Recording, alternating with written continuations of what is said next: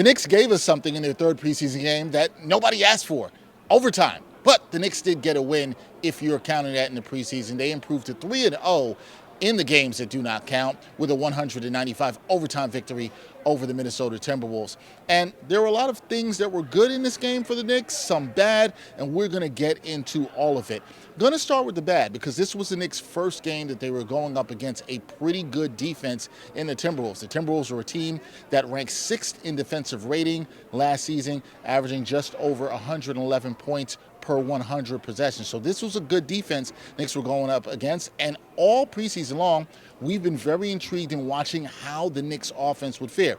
Now, we saw things that they did good against the Sixers in Abu Dhabi, but the Timberwolves, they were another test. And the Knicks struggled in this one offensively. They shot only 34% from the field for the game, just over that, and just over 26% from three-point land in this one. So not a good offensive showing for the Knicks overall as a team. Now, in terms of the rotation, something that a lot of fans are also keeping an eye on, you saw the starters play much more minutes than we had seen of them in Abu Dhabi. In fact, all of the starters, except for Mitchell Robinson, who did not start the second half and only played 13 minutes in this one, the other 4 starters played over 24 minutes, at least 24 minutes in this contest.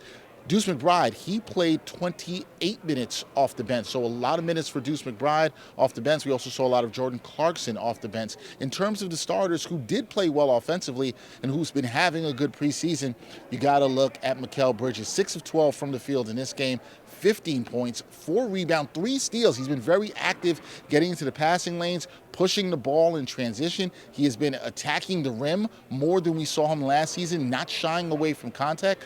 Mikal Bridges is having himself a really solid preseason and looks like a player that can truly thrive in Mike Brown's offense. You see him running to the corners immediately off of misses, off of makes. Same with OG Anunoby. But Mikal Bridges had himself another good game. Was really the only Knick that had a strong shooting performance in this one. Another observation for me in terms of offense with the Knicks, is we're keeping more of an eye on that, was how they generated corner threes. Now, they generated a lot of corner threes, a lot of good looks. But like I said, they shot only 26% from downtown. They did not shoot the ball well on the night at all whatsoever. In the first 6 minutes, the Knicks generated 5 corner threes. Unfortunately, they missed them all. You did see some more threes in the game that players were able to hit. Mikal Bridges hit one. You saw some other players knock down a couple even late. Garrison Matthews hit some. So you're seeing the Knicks really going to the corners, sending their wings to the corners, but also generating good looks from corner threes. Even Karl-Anthony Towns had a corner three-pointer attempt in the first few minutes of this game, which he missed. So that's something to watch for the Knicks, because last season they generated 38.7% of their three-pointers came from the corners.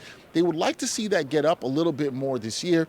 2 seasons ago, the Knicks shot just over 40% of their threes were corner threes. And back in the 2020-21 season, they were also over 40% of their threes coming from the corner. Why do you want that? Well, it's the easiest three to make in terms of distance, the shortest distance.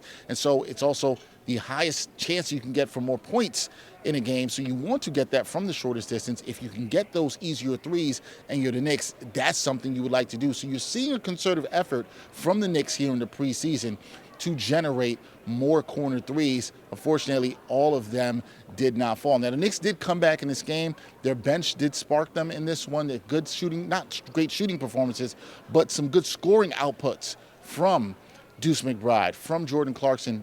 Both struggled shooting from the field. They were aggressive offensively. I think other notes off the bench, you're looking at Malcolm Brogdon. He played well in the minutes when he came in. Only 5 points, but a steady hand. You can see he can run the ship. He's trusted as a ball handler. Was very interesting. The first player off the bench was Deuce McBride.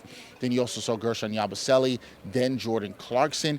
Didn't see Ariel Hukporti until the second half. Same with Pacome Dadier, who checked in late into the third quarter. Pacome Dadier, of note, had been missing shots, did hit 2 shots in this game, including an open 3, which gave the Knicks the lead in the third quarter. So that was huge for him in terms of getting minutes. But I think this game in particular, the third preseason game, you're starting to get a little bit of a taste of what Mike Brown's rotation might look like as we get closer to the regular season. So some good things for the Knicks. They're still working out the kinks on the offense. They're still looking to try to get better. There are going to be some growing pains with this, but this was not a good shooting night against a pretty good Minnesota Minnesota Timberwolves defense. So that's going to be the key, to watch what the Knicks offense can do against teams that we expect to be good defensively in the NBA. The Knicks, they'll continue the preseason. They have 2 more games, both here at the Garden. Next one coming up on Monday against the Wizards. So we'll see how they do there. Those are my news, notes, and thoughts about the Knicks' 100-95 overtime victory, which nobody asked for, here at Madison Square Garden. We'll see how they do on Monday against the Wizards.